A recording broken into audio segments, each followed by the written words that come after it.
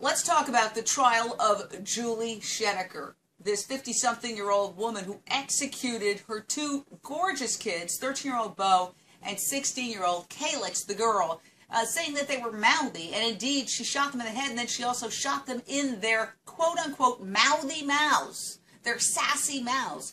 What mother does something like this? Is she pure evil, or is she just completely insane to the point where she doesn't know right from wrong? That is the central question of this case. And one thing that has figured very, very strongly, predominantly in this trial, is her journal. That's right, she journaled about killing her kids.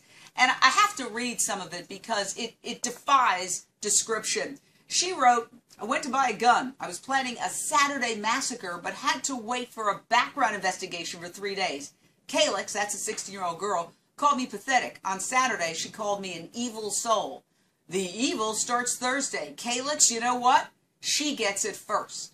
So maybe Calyx had it right that her mother had an evil soul, because these journals, they reveal real sick or evil thinking. But that's the question the jury's going to have to decide. Is this woman just really, really sick, or is she the embodiment of evil? Listen to what she writes about her son, how she killed him. His name was Bo. "I offed Bo on the way to practice. He saw the gun and told me to put it back in the purse. He had a healthy fight. Then when we got home, a shot to his mouth because he became so mouthy, just like Calyx.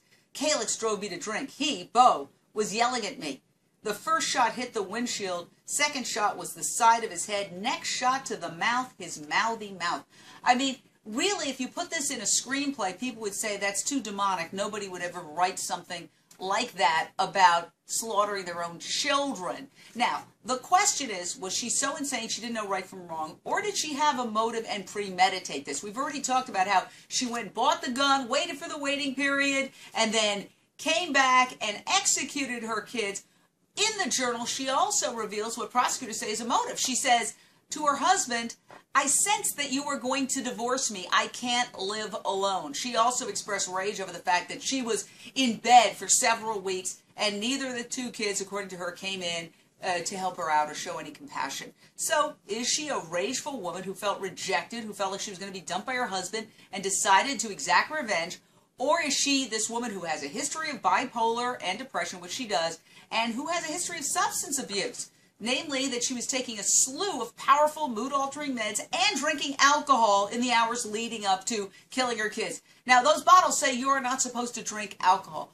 So, should she be held responsible for her decision to mix those powerful prescription pills and the alcohol? Personally, as a person in recovery myself with 19 years of sobriety, I ultimately say that that is a choice that she made to mix the pills, including one that's considered hillbilly heroin, that's that strong, and the booze. And if that made her psycho, well, then that's her responsibility, because she made that choice to mix those two.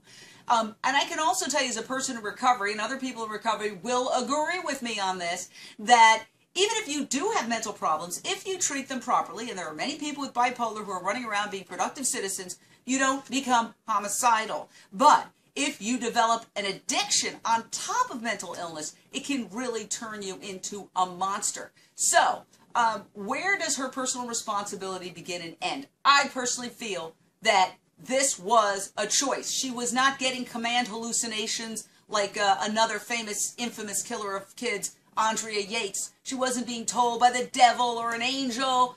She made a choice to get rid of her kids, in my humble opinion. We'll see what the jury decides.